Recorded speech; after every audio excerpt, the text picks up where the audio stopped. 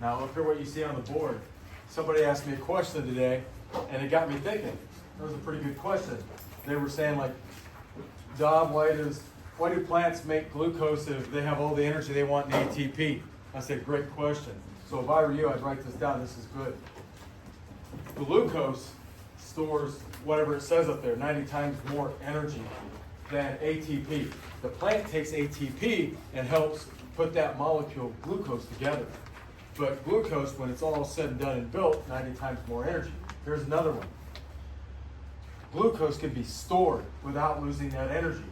Thus, you never want to store your flour above the stove because remember, all foods contain energy and they can be stored for a while. Pasta, it's made of glucose in the form of starch and it has energy stored in it. So when you eat it, you unlock that energy.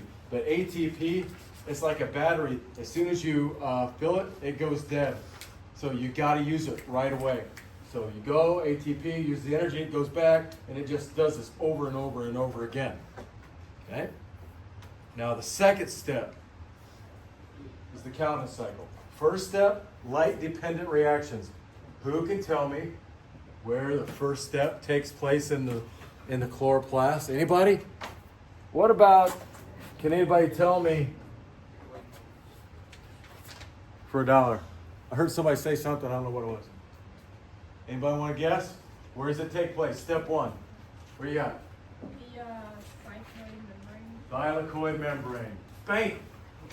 Okay, step two, a little different. Happens in a place called the stroma. We're going to talk about it in a second. So, we talked about the Calvin cycle a little bit. Told you it was named after a guy named Melvin Calvin who discovered it in the 50s. Now he's a millionaire. And I thought, well, how can I give you a definition that's short, sweet, to the point? And here's the one I got. Plants take carbon from the air and they use that carbon and they're going to make glucose out of it. Now they can't do it without energy. That's where the energy from step one comes in. Because remember, it's making ATP in step one. It's gathering all that sunlight energy and turning it into ATP and charging up a molecule called NADP. And then that goes to step two to power the whole thing. So it's like a roaming battery that comes to you and powers you up. And so energy is going to eventually be stored as carbohydrates. Now all the plants in Indiana, and I'm just going to use oak trees. Oak trees spend the whole summer growing, gathering energy, but when they have enough energy, they start putting it into that energy into an acorn.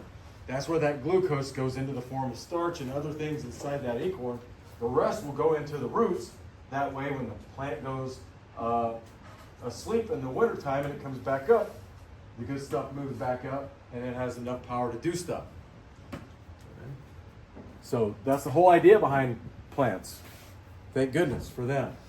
Okay, and so where does it take place? Well, here's your chloroplast, and step one takes place right here in the membrane of all these thylakoids.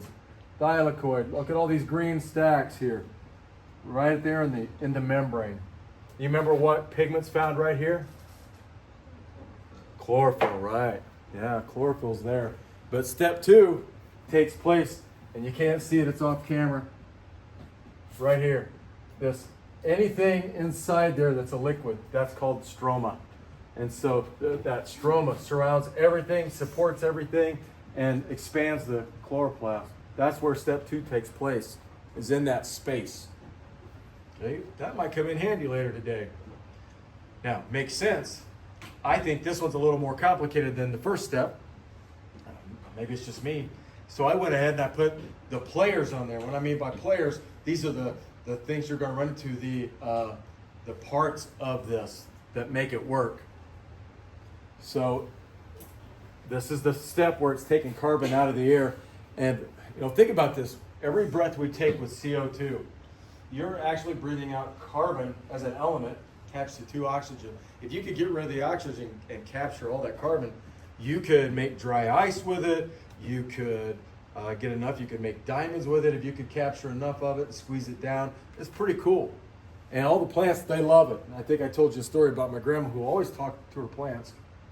They always grew well because she was spewing out this carbon dioxide that the plants were going, I need that carbon, because it's going to use the carbon to make something. Okay? And then NADP. Do you guys remember what I said it was analogous to? It's a molecule that carries what? You don't want them floating around because they cause a lot of damage.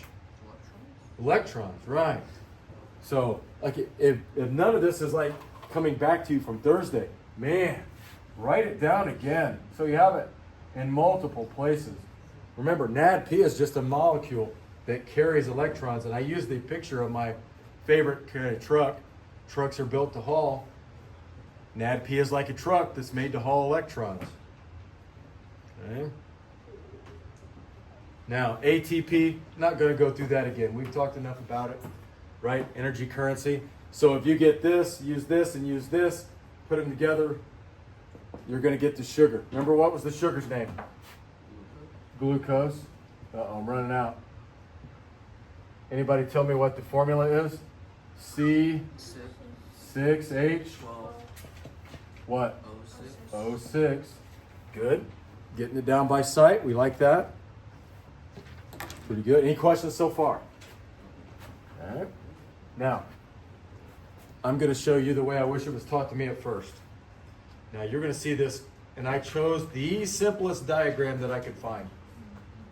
But simple sometimes is perfect. And if I were you, I would sketch that out because this is it. I'm going to show you this diagram, which you're going to see on your next test. It's going to look very familiar to you. I'm going to show you how to read it. And I want you to pay attention that, look, it's a cycle. Cycles are circles. It keeps going again and again and again. Now, one thing that you don't know about this is step 2 could sometimes be called light independent. Light independent reactions. So step 1 was light dependent. This is light independent. So when the sun goes down, does this stop? No, it keeps going. So all day long, your plant is gathering up energy, storing it away, and then at night, this keeps going. This goes day, night, doesn't matter when. It keeps going, but it's called light independent because it does not depend on light. Even in the dark, this is still going. Have you ever went to have you ever went to sleep and a big rain happened and you looked at the corn and you could swear it has grown overnight? You ever notice that? Sometimes the corn seems to grow. This is why, because this keeps going, so growth continues on even at night. Now, remember, it's pulling carbon dioxide out of the air. So let's say carbon dioxide enters the cycle there. In AP Bio, there are like 10 different places along there where they had to know the steps and the names. We don't have to. What I want you to notice is that when carbon dioxide goes in, energy is added. Remember, what's that star show you? Energy. Should this one have energy? No. Look down here. No. It should. It should have it. This picture just doesn't. This comes from step 1. Remember, it's made from the sun. The sun gets it. That energy comes here. Now, when the energy is deposited, what it starts doing is it starts gluing carbon atoms together. Gluing them together, tearing them apart, gluing them together, get them in the right order. That way, when it gets to this step right here, it has a glucose molecule made. But there's always some leftover. Now, humans, we're horrible at wasting. We're horrible at wasting stuff. But Mother Nature doesn't waste. So any carbon that's not used here, gets recycled back in, and it just keeps going and going and going and going. That's it in a nutshell, right? Now I'm going to show you one more picture kind of this. It would probably be nice to look at it. Now, I just did you an overview. You follow the arrows, look at the power coming in and out, know where that power is coming from. But here's the 3 things that happens during the Calvin cycle. The 3 things. Easy peasy. Draw a circle, give it 3 pies. Your CO2 is coming in. First thing, carbon's taken out of the air. If you were in a biology 2, I would tell you know that that's called carbon fixation. It's called carbon fixation. Carbon's taken out of the air. And then the second part, energy's got to be added because remember, it's taking that carbon and it's doing like a Lego. It's putting these all into different structures and pulling them apart and going through, and it does that, but it takes energy. Now at this point, that's where it can make glucose. It can make that molecule that it's going to store away. Do you remember how many times energy over ATP? 90. Glucose carries 90 times more. And then remember, never any waste. Carbon's recycled. That's your third. Carbon's recycled. And it goes and goes and goes and goes. Are most trees in Indiana right now doing this? What would you think? No, most of the leaves are no longer green, but there are plants that are still doing it, like my grass in my yard, the grass in your yard. This is warm. This is warm for November.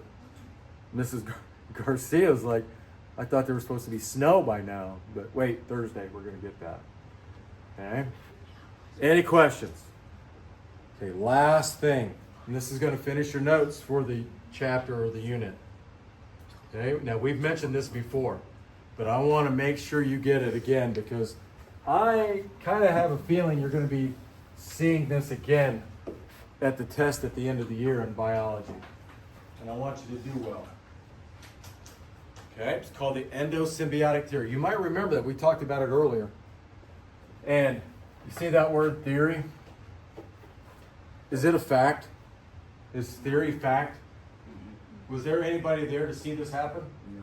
2 billion years ago? No. Not at all. So they got to call it a theory. I mean, it's great. It's a great idea. It's a great theory. Okay, but here's how I would put it. States that organelles in eukaryotic cells are descendants of bacteria.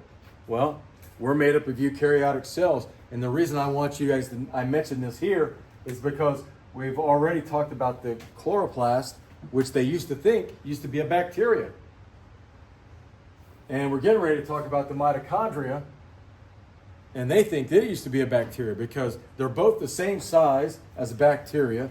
They both have their own separate DNA. They have their own separate DNA, and they divide like bacteria.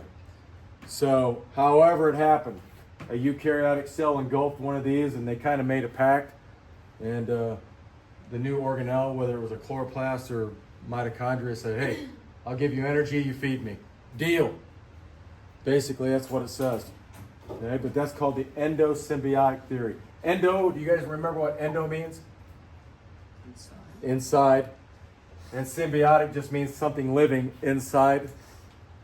Something living inside, that's the endosymbiotic theory.